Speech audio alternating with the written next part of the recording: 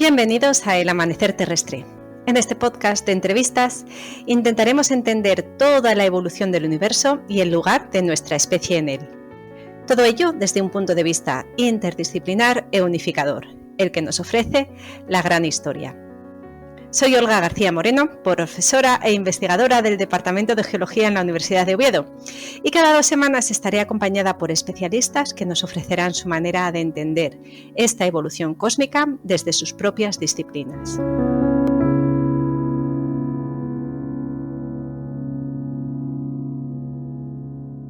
El episodio número 20 del Amanecer Terrestre tenía que ser algo muy especial. Bienvenida, bienvenido.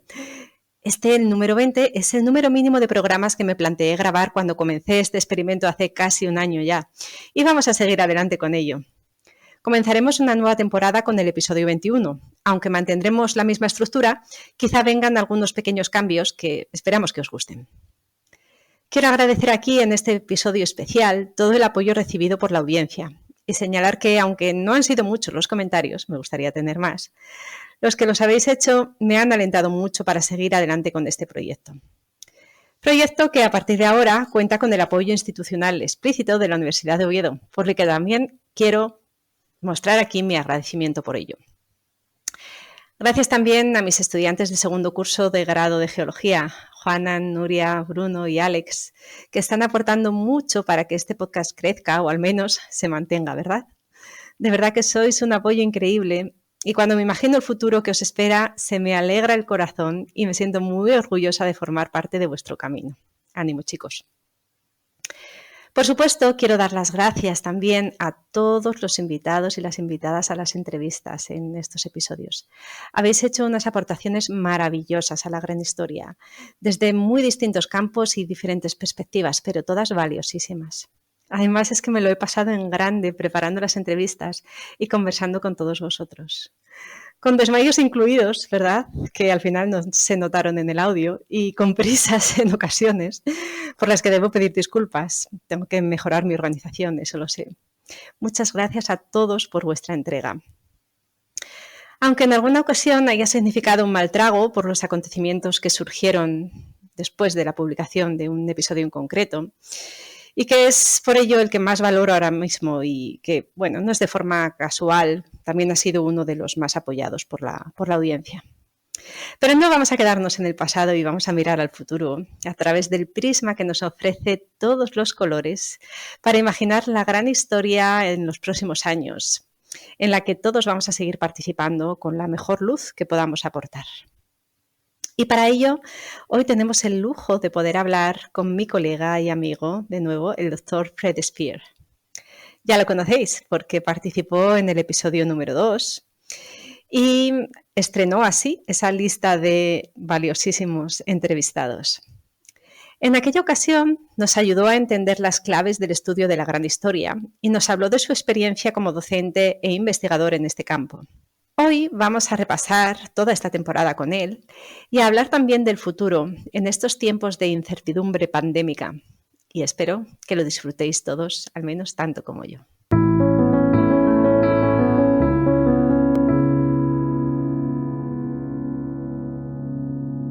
Bueno, pues aquí estamos de nuevo en el episodio número 20. No me lo puedo creer. Cualquiera que me lo hubiese dicho que íbamos a llegar después de tantas semanas a este momento, celebrar la entrevista número 19, episodio 20, de este podcast, El Amanecer Terrestre, el podcast de Gran Historia, en el que hemos tenido la oportunidad de compartir conversación con especialistas de disciplinas muy diferentes con esta excusa de hablar de el amanecer terrestre y que nos contasen su visión del conocimiento a través de sus propias disciplinas.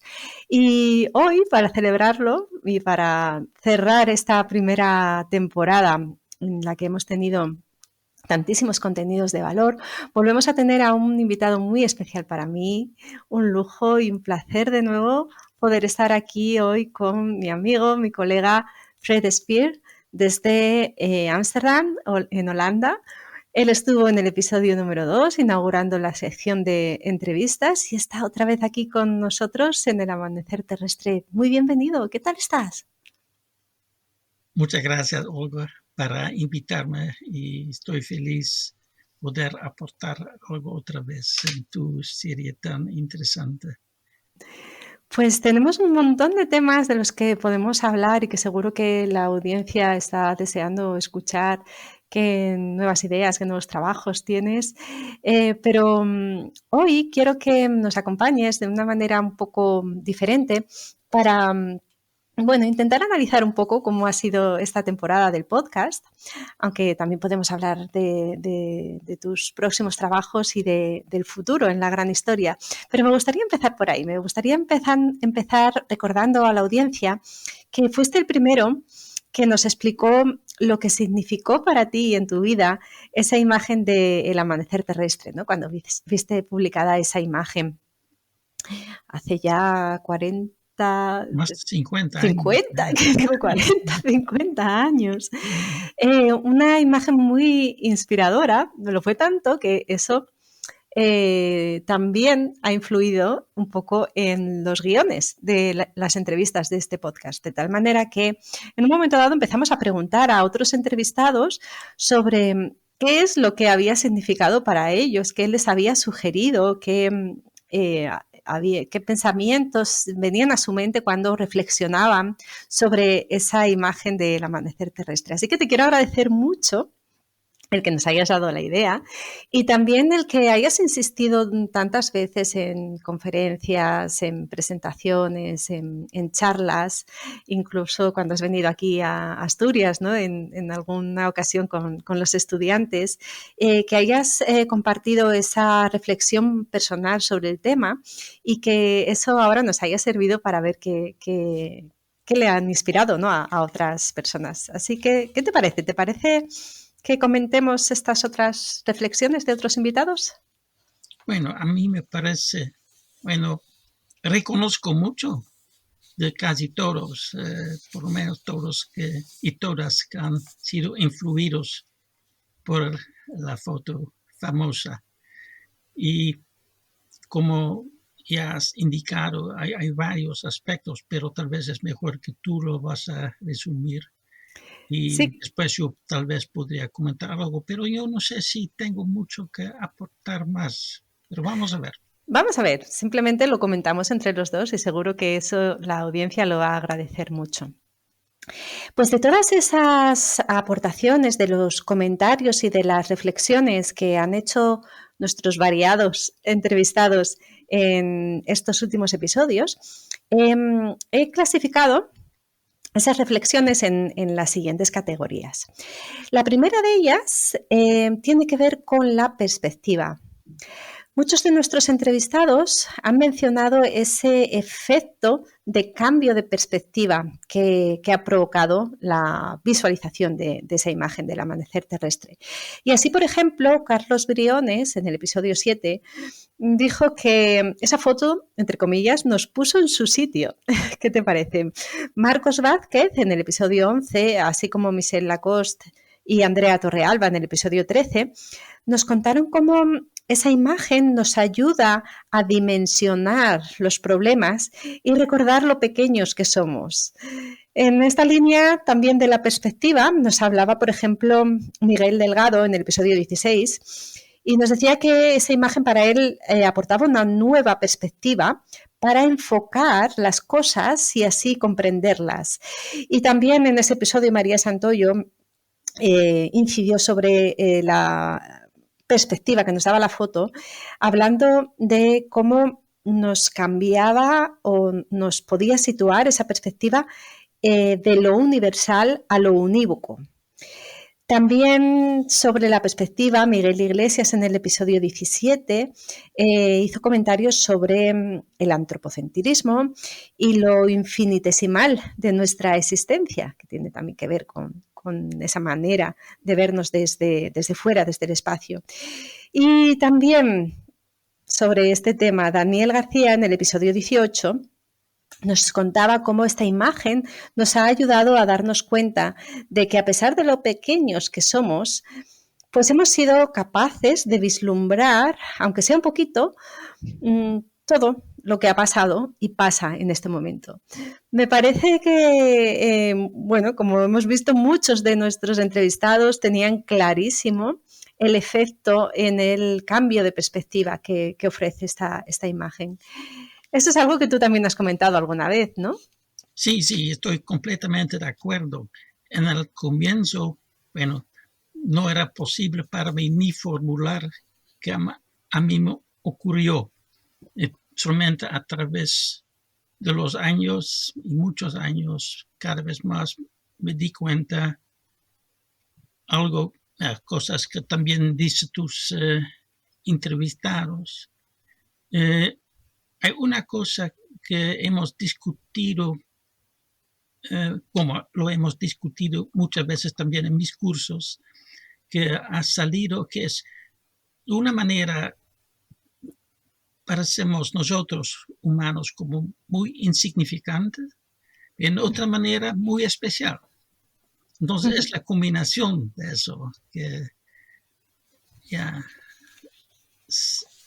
fuertemente uno se da cuenta que hay estas personas viviendo en la Tierra, andando por el universo casi completamente vacío, que ahora se están dándose cuenta de este planeta, de su historia, y estamos al mismo momento influyéndolo muy profundamente, con muchos riesgos para el futuro, algo así.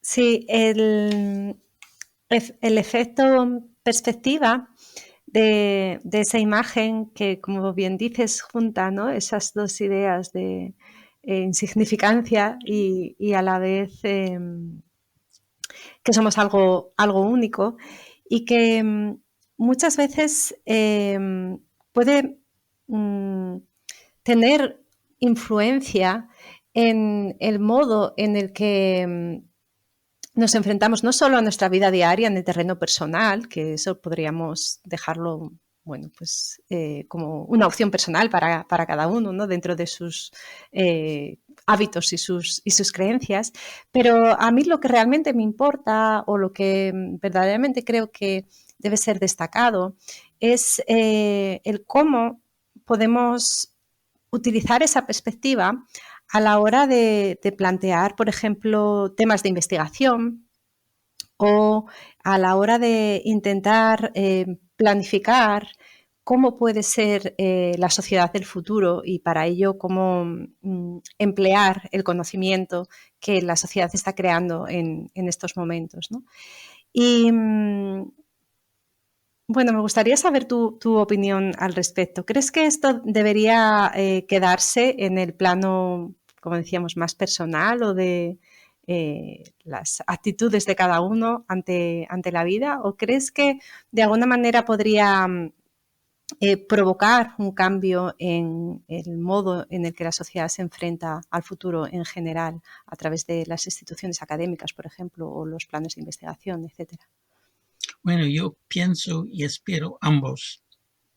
Y para hacerlo, para formular nuestros planes, nuestras ideas, yo pienso hay que combinar la distancia que ofrece esta imagen con enfocar en detalles, en cada escala. Entonces, como dicen en inglés, zoom in y zoom out. Y esta combinación creo que es importantísimo. No es solamente una vista muy, muy larga, pero hay que combinarlo y hacerlo continuamente y aprender a hacerlo. Y yo creo, por ejemplo, que en la política podría ser muy útil tomar distancia, que ya hicieron los astronautas mismos que sacaron aquella foto. Y dicen, no podemos observar fronteras, por ejemplo, no se lo ve desde la distancia. Y entonces, si uno quiere comprender los conflictos políticos que hay,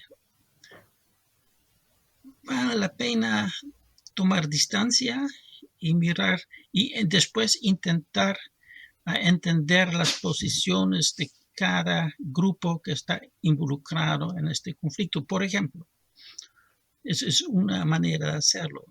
Y, y si todo el mundo lo intenta hacer, tal vez sería más fácil solucionar nuestros problemas.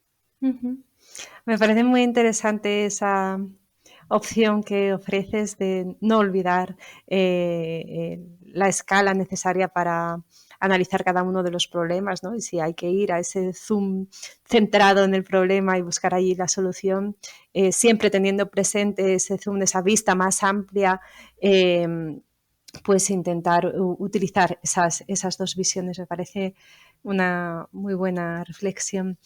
Acerca de otras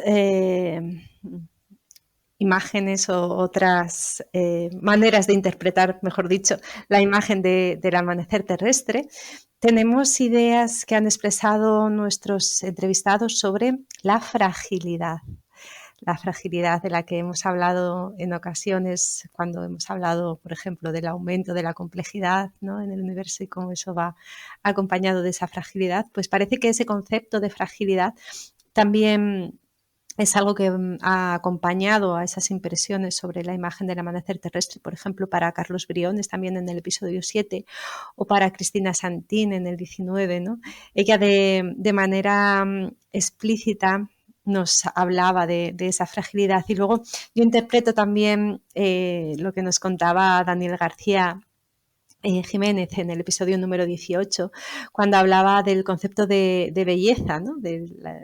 A él le sugería esa imagen, una belleza, que yo creo que también conecta con esa fragilidad, ¿no?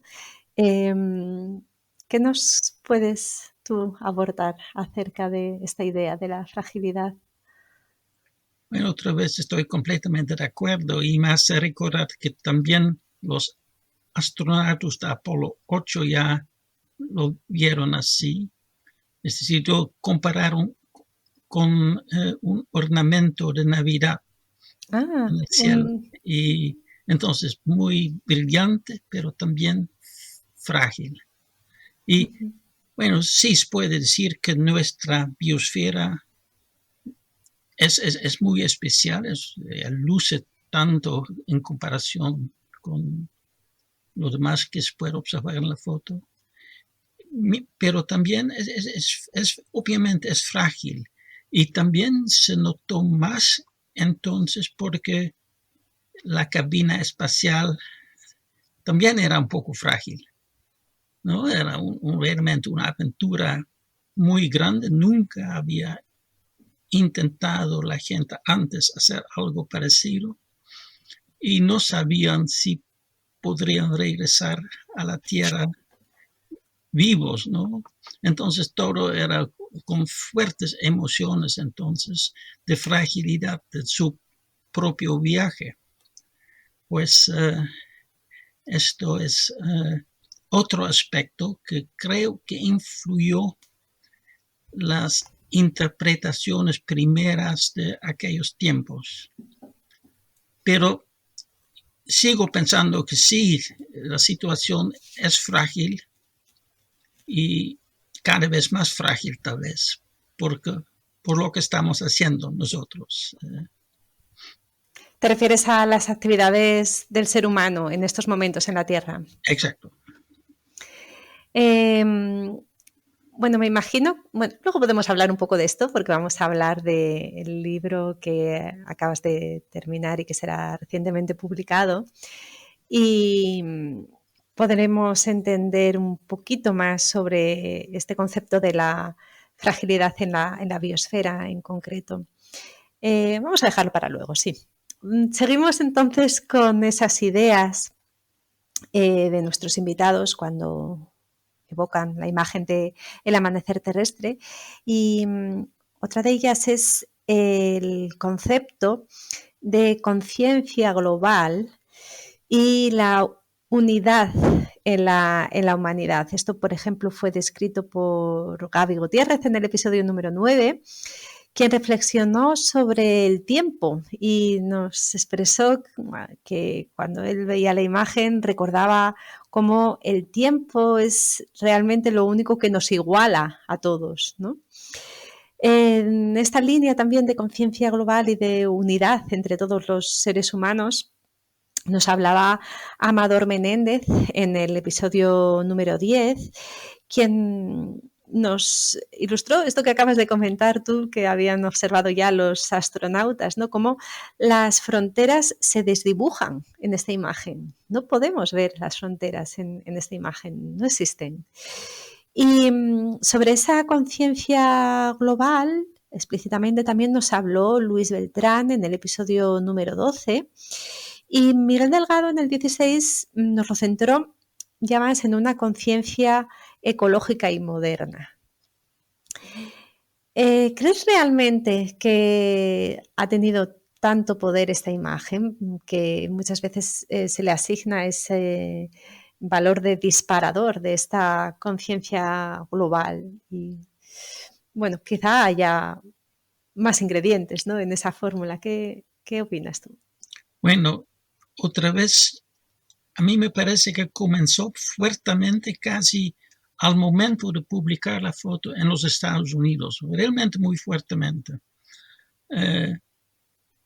Y también, un poco menos tal vez, pero también en Inglaterra y menos en otros países europeos. Y por lo demás no lo sé, no sé cuál impacto tuvo entonces, pero en los Estados Unidos sin ninguna duda hubo un fuerte impacto de aquella foto, exactamente según las líneas que estás dibujando. Entonces, y todavía existe hasta cierta medida, pero no tan fuertemente como en el comienzo. Y yo tuve la gran suerte que mis padres recibieron una revista norteamericana, Time Magazine, que me proporcionó tal visión, porque si no, en Holanda no lo habría poder ver, porque no lo había aquí. Uh-huh. Entonces es muy interesante la recepción de la foto entonces y a través del tiempo ahora, pero estoy feliz que tus entrevistados todavía les gusta la foto y están formulando impresiones muy similares con lo que pasó entonces y sigue pasando hasta cierta medida en los Estados Unidos y en otros países. Porque ahora es una imagen que tenemos muy integrada y bueno, las generaciones que no hemos vivido ese tiempo en el que no existían las imágenes de la Tierra como tal, que eran solamente ilustraciones, no podemos imaginar ese impacto, pero realmente debió de ser muy, muy emocionante, ¿no? Aparte de el resto de reflexiones que se pudieron desencadenar después, y como tú dices, es algo que tú te has dado cuenta, ¿no?, a lo largo de los años, ese impacto que tuvo la imagen en la manera en la que tú has planteado, por ejemplo, tu carrera académica. Es algo que has analizado con el paso del tiempo, pero en el momento preciso debió de ser un momento puntual muy, muy emocionante. ¿Cómo lo recuerdas tú? Bueno, no lo puedo describir bien ni entonces ni ahora. Fue un impacto. Cuando lo vi, era como estaba cambiando todo el mundo. Todos mis conocimientos de la Tierra en una manera que no podía explicar en palabras. Uh-huh. Pero un fuerte impacto, me acuerdo bien. Y pasó también a mucha gente, especialmente en los Estados Unidos. Y yo creo que hay dos factores importantes. Primeramente, fue la primera vez que la gente misma, con sus propios ojos, estaba mirando a la Tierra desde distancia.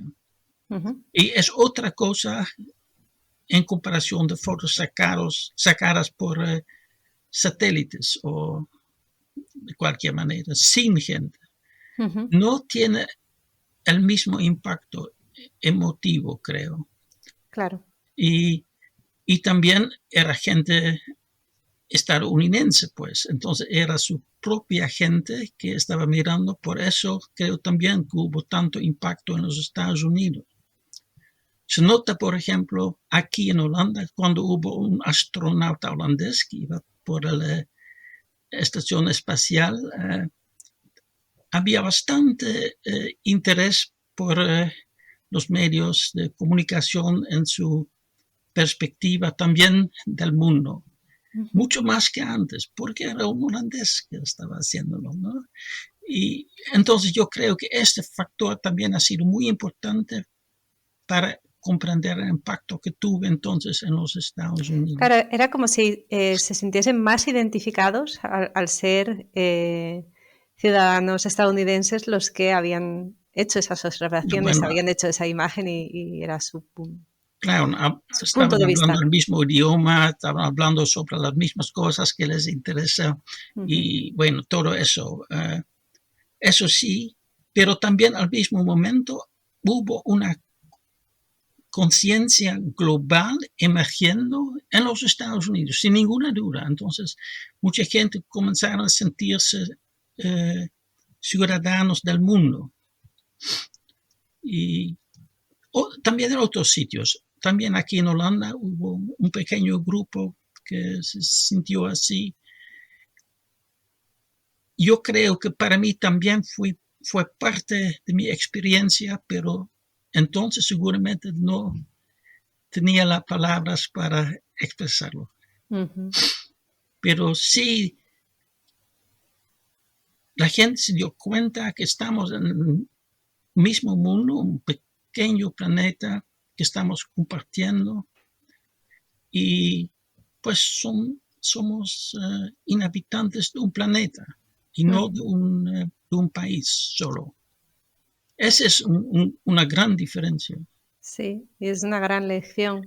Lección que parece que durante 50 años fuimos olvidando poco a poco, ¿no? Y ahora con la crisis de la pandemia de COVID-19 nos ha hecho de nuevo darnos cuenta, ¿no? De que realmente estamos todos en el mismo barco y en este caso compartimos el virus que nos ha cambiado de alguna manera o de otra la vida a todos. Sí, Esperemos no volver a olvidarlo.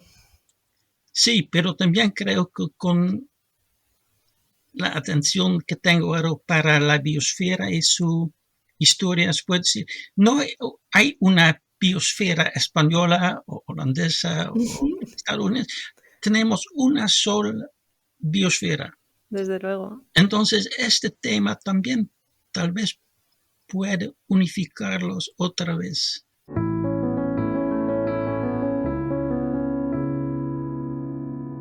El último punto que tengo yo aquí resumido de este repaso que hemos hecho y que mis estudiantes me han ayudado a hacer, escuchando de nuevo todas esas reflexiones de los entrevistados sobre el amanecer terrestre, pues es a lo mejor un poco más personal, ¿no? Por ejemplo, me gustó muchísimo de Cristina Santín en el último episodio, en el número 19, cómo expresaba que esa imagen le transmitía gratitud. Gratitud porque se hayan dado las condiciones para poder disfrutar la vida. No está nada mal, no está nada mal. Y también el punto de vista personal y entrañable de mi querido maestro Salva Centeno en el episodio 14, que nos dijo que a él no le sorprende nada esta imagen, o no le sorprendió. Lo que le sorprende y lo que le llama la atención es que precisamente esta imagen llame tanto la atención. Y es que me encanta. Todos necesitamos un poco de filosofía de este tipo en nuestras vidas. Muchas gracias, Salva. y creo que a ti también te ha gustado esta reflexión, ¿verdad, Fred? Sí, Bueno, también a mí me gusta cuando hay algo contrario, ¿no? Sí. Pero tengo un pequeño desafío para Salvador y nos conocemos, ¿no? Ya nos hemos visto varias veces en Asturias, hemos tenido conversaciones muy agradables. Pues quisiera saber si Salvador podría escribir un resumen, tal vez un artículo, tal vez un libro, sobre el tema del amanecer terrestre y la filosofía, ¿no? ¿Por qué no les sorprende eso? Entonces, ¿qué está ya en la filosofía que conoce él, que está vinculado con aquella foto? Quisiera saber. Y podría ser Fantástico. realmente interesante, ¿no? Estoy en serio, ¿no? Pues seguro que sí, y espero que acepte el reto. Repito de nuevo, por si os perdisteis la intervención de Javier y de Salva en el episodio número 14, que nos hablaban de la experiencia de enseñar gran historia en institutos de enseñanza secundaria y bachillerato aquí en Asturias, en España. Y casi seguro que Salva va a aceptar el reto, sobre todo el de escribir alguna pieza que podamos compartir con la audiencia, porque lo de pasar de nuevo por los micrófonos igual me va a costar un poquito más. Es muy reservado. Vamos a entonces terminar aquí este repaso, si te parece bien, de las interpretaciones de esas reflexiones de nuestros entrevistados con ese reto que acabamos de lanzar. Y pasamos a la siguiente parte que quería tratar contigo hoy, porque no quiero dejar de lado la oportunidad de que nos hables un poco sobre este nuevo libro que has escrito y que pronto será publicado por la editorial Routledge. En inglés, How the Biosphere Works, Fresh Views Discovered by Robin Peppers. Algo así como cómo funciona la biosfera, nuevos descubrimientos mientras sembraba plantas de pimientos. Nada Sí, más y nada menos. Bueno, el título a lo mejor lo puede traducir alguien mejor que yo, pero se trata de eso, ¿no? Bueno, tengo que reconocer que soy una privilegiada, ya que he ido siguiendo el proceso de escritura del mismo y hemos tenido la oportunidad de discutir algunos aspectos, no tanto como me gustaría, pero agradezco mucho que lo hayas compartido conmigo durante este tiempo. Y tengo que contar cómo me voló la cabeza al ver el increíble marco conceptual que desarrollas en este libro, inspirado en algo tan sencillo como plantar unas semillas en el balcón de tu casa. Bueno, adelantamos a los oyentes que el libro se publicará a partir de mayo de 2022 y que tras la publicación estás invitado a hablar sobre los contenidos de este libro de una manera mucho más minuciosa. Pero hoy quiero que compartas un poco de lo que vamos a poder encontrar en esta obra y que nos descubras esta manera inspiradora e inspirada, yo creo, de hacer ciencia con mayúsculas casi a coste cero, porque no sé lo que te costarían esas semillas. Probablemente las recogiste en algún viaje. Bueno, cuéntanos, ¿cómo es eso de que salga este maravilloso libro a partir de este experimento de plantar estas semillitas de pimientos? sí, bueno, pasó por pura casualidad. El Y azar. hasta sí. Bueno, estuve reflexionando sobre el problema que no tenemos una teoría integrada de la biosfera y de su historia. Tenemos muchas teorías más o menos aisladas, pero teorías que no están vinculadas sistemáticamente, no están integradas dentro de un marco general. Esto lo sabía. Entonces estuve reflexionando sobre este tema y yo creo que lo que aporta este nuevo libro es exactamente eso, una visión integrada teóricamente de la historia de la biosfera, pues hasta el presente. Y todo eso pasó cultivando mis pimientos en una maceta, dice, ¿no? Sí. En mi apartamento aquí. Y lo hice porque estuve vinculado en la casa, tenía que cuidar mucho a nuestra hija, que necesitaba bastante Atención. atención. Y pues yo pensé, bueno, vamos a hacer algo que tal vez va a ser divertido, interesante, tal vez un cierto valor educativo. Pues vamos a intentar cultivar pimientos. Y también influido por mi experiencias en el Perú, a donde la gente come bastante pimientos, sus propios pimientos que son distintos. Pues no pude comprar exactamente las semillas peruanas, pues compré semillas o pimientos aquí en una tienda muy cerca y comenzamos a cultivarlos en el año 2017. Y observando lo que estaban haciendo, me di cuenta de 3 principios muy importantes que aparentemente no habían recibido la atención que merece, en mi opinión. Y lo voy a destacar ahora un poco. Lo que pasó primeramente es, obviamente, las semillas comenzaron a crecer, entonces estaban formando su tronquito, sus primeras hojas, sus raíces y todo eso. Y eso era para captar energía solar, ¿no? Es lo que hacen las hojas, sus paneles solares. Me di cuenta que estas plantitas estaban desarrollando su propia forma de enfrentar la lucha por la vida, como lo llamó Charles Darwin, o la lucha por la existencia, y se puede llamar esta manera de luchar una estrategia de sobrevivencia. Y me di cuenta que no solamente los pimientos lo hicieron, cada especie lo hace. Pero hay un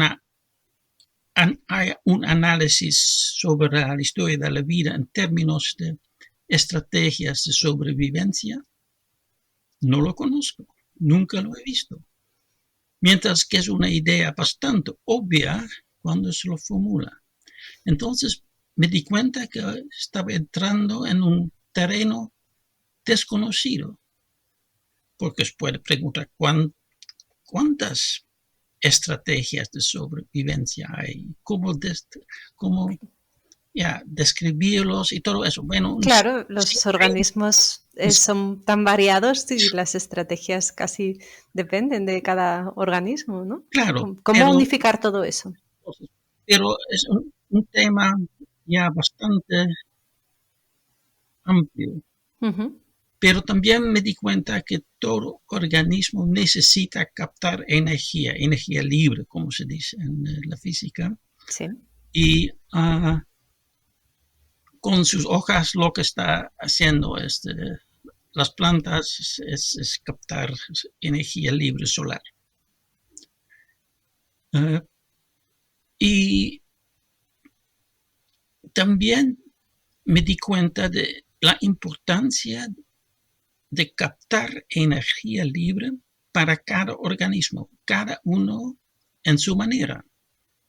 Es decir, nosotros lo hacemos en otra manera que las plantas, pero es una parte muy, muy importante de una estrategia de sobrevivencia.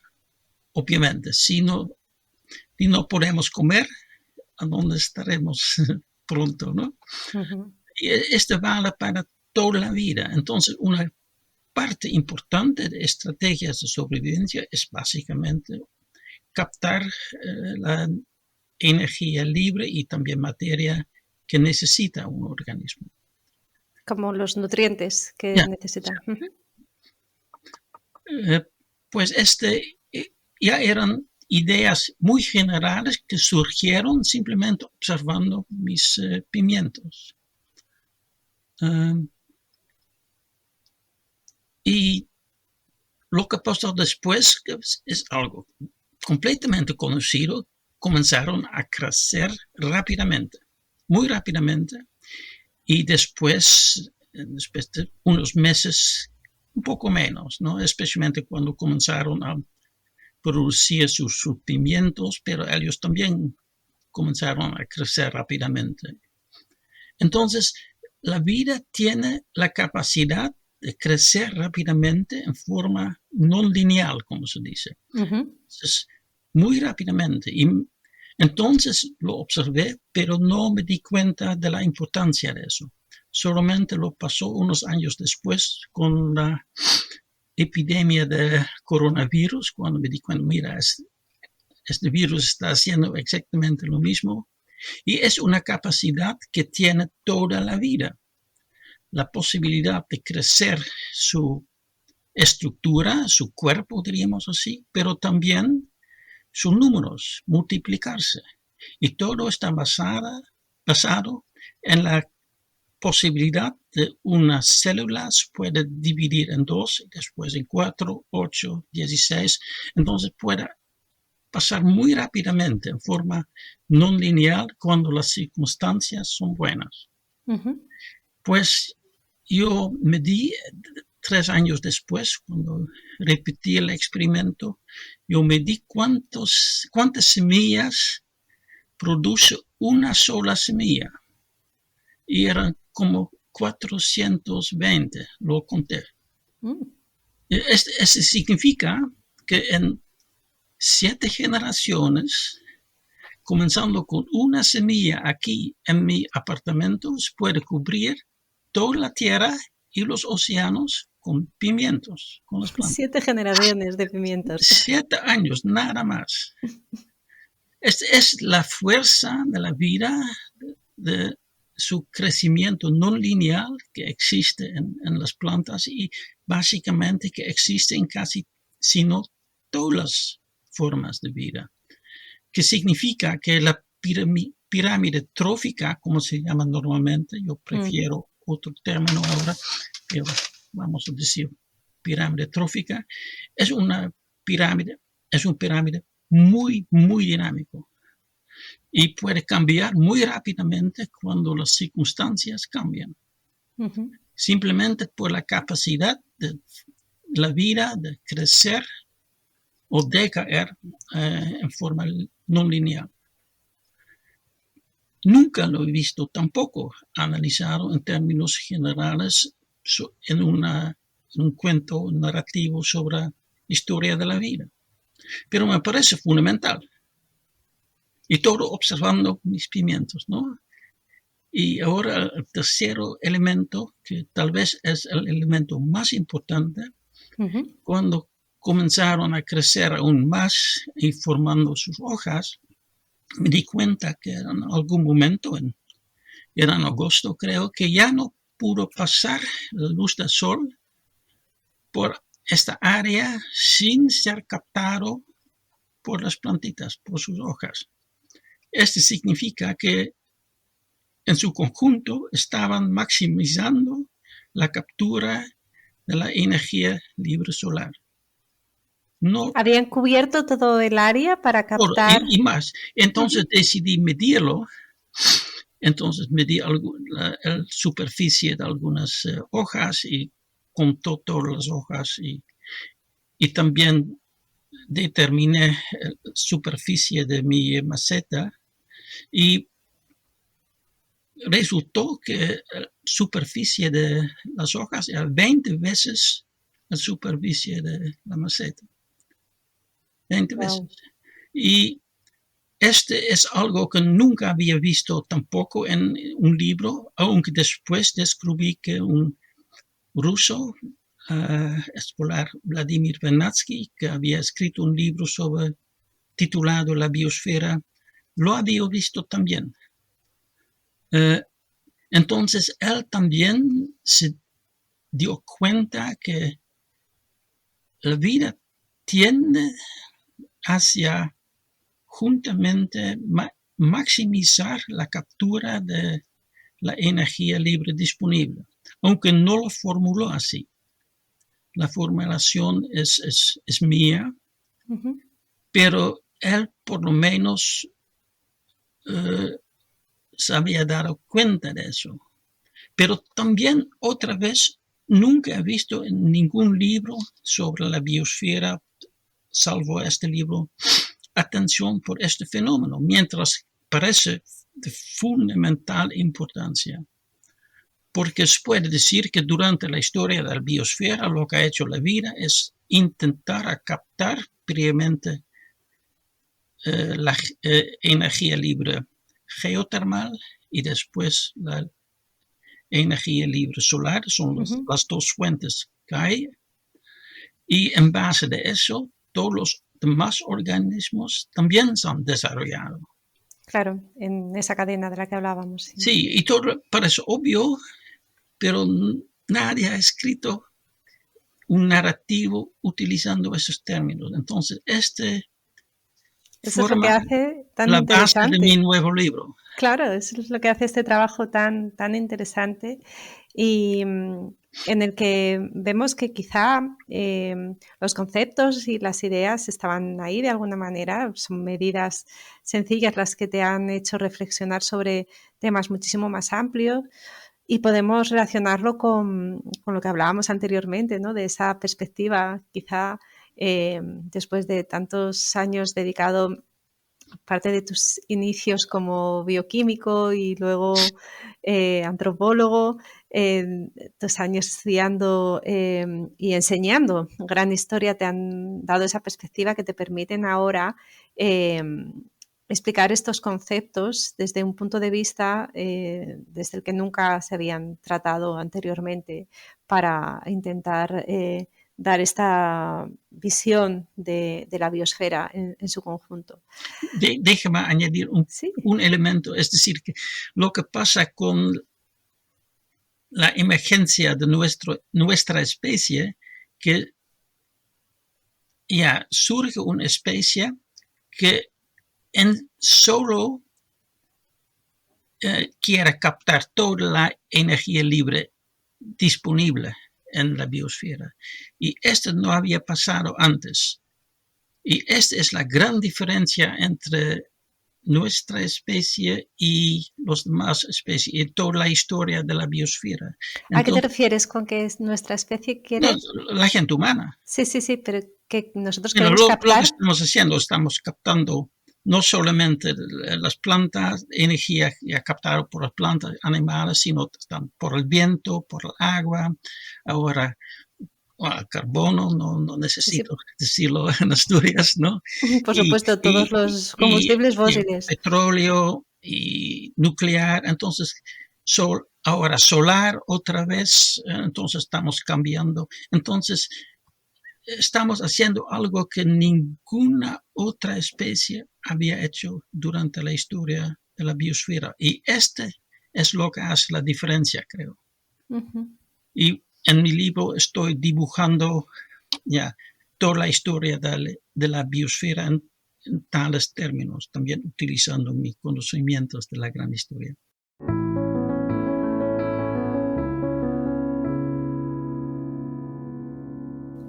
Muy bien, pues nos vamos a quedar con mucha intriga de saber más acerca de este interesante y creo que va a ser rompedor libro que espero que podamos todos disfrutar. De momento, ¿sabes algo de la traducción a español o castellano? No sé nada. Todavía estoy corrigiendo las pruebas de la imprenta. Esperemos que también podamos disfrutar de la traducción del mismo pronto, para que todos puedan leerlo. Muchas gracias, Fred, por compartir este adelanto del libro con nosotros.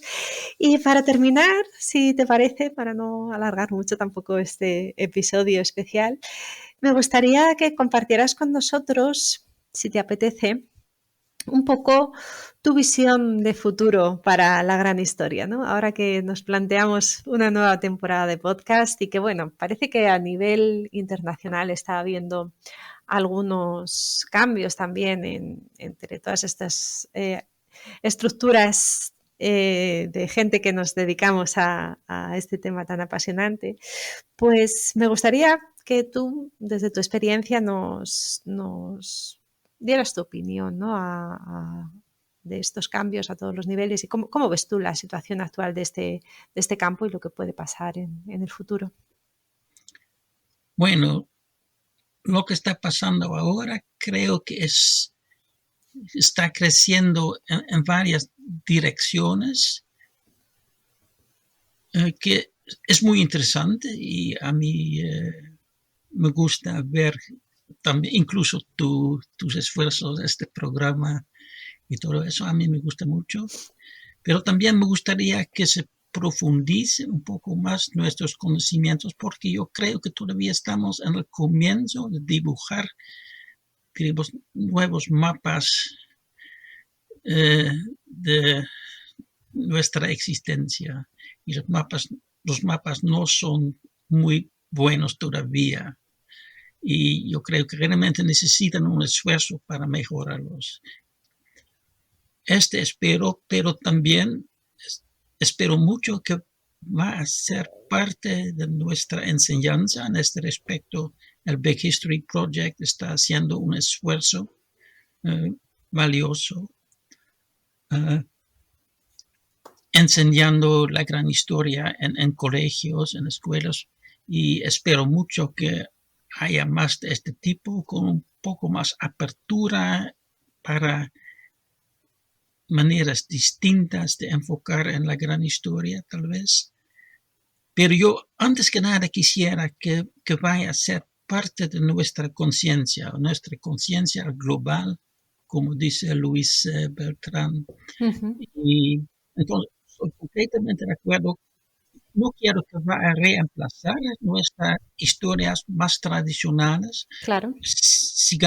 Vamos a seguir siendo, ya viviendo en nuestras áreas, entonces es importante conocer la historia de su área, pero somos también ciudadanos de nuestro planeta, entonces es importante conocer la historia de nuestro planeta dentro del marco del universo, porque también somos inhabitantes del universo.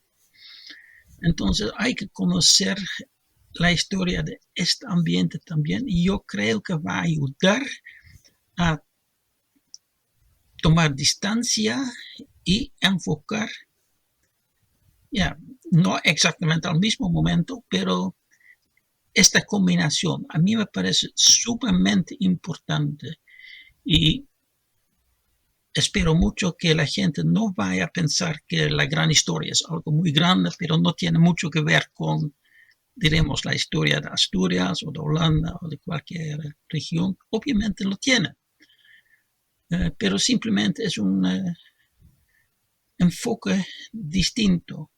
Pero yo creo que no se entiende muy bien la historia de ninguna región sin conocer el contexto más grande. Y yo creo que es absolutamente necesario conocer este contexto para enfrentar los problemas que tenemos ahora y que vamos a tener en el futuro. Y si la gran historia va a aportar algo de valor, estaría muy feliz. Desde luego que sí. Nosotros haremos todo lo posible porque así sea. Y me encanta lo que nos acabas de comentar porque enlaza a la perfección con la próxima entrevista que vamos a tener, el episodio número 21.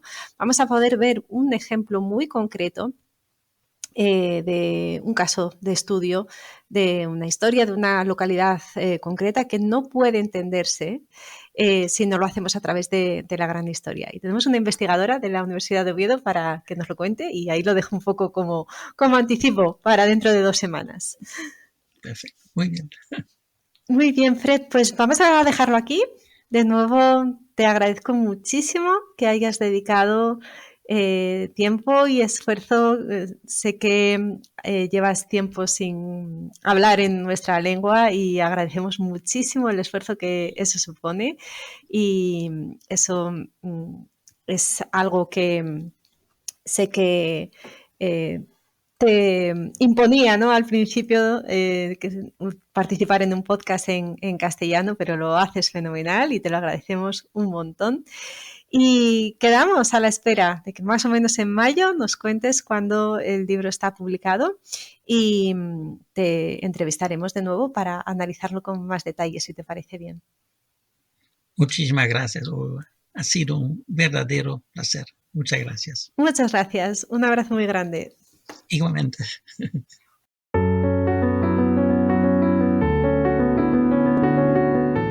Aquí terminamos entonces el episodio especial, fin de temporada, el episodio 20, un número muy redondito, para terminar con esta primera temporada con la excelente compañía de mi amigo Fred Speer, nuestro colega gran historiador desde Ámsterdam, en Holanda, con quien hemos tenido la oportunidad de revisar todas esas reflexiones de nuestros invitados durante estos 20 episodios acerca de la imagen del amanecer terrestre y cómo eso ha impactado de alguna manera en sus vidas o qué reflexiones han realizado al observar esta impactante imagen. Y también hemos tenido la oportunidad de hablar un poquito sobre su nuevo libro, en el que nos expone una interesantísima y yo creo que va a ser rompedora teoría sobre el funcionamiento de la biosfera en general. Hemos hablado de pequeños aspectos de los que se incluyen en esa publicación que verá la luz en mayo de 2022 y os informaremos cuando esto lo haga, porque también de nuevo estará aquí en el podcast para hablarnos de una manera un poco más a fondo sus contenidos, los contenidos de este libro.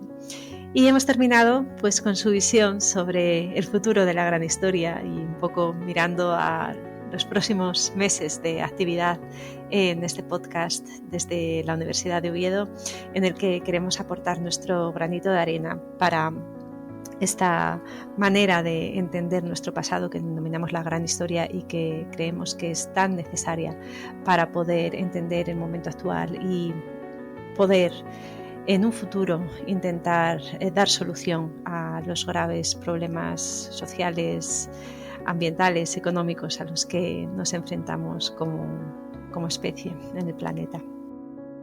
Aquí nos despedimos y como siempre te recuerdo que si te ha gustado este episodio del podcast, te invito a que compartas, que hagas comentarios, que tenemos poquitos, nos gustaría escucharte más y así poder preparar mejor contenido, mejores entrevistas para que se ajusten más a los gustos de la audiencia, y también que nos regales amor en forma de corazoncitos o likes, porque es la manera en la que podemos tener una mayor difusión de este proyecto.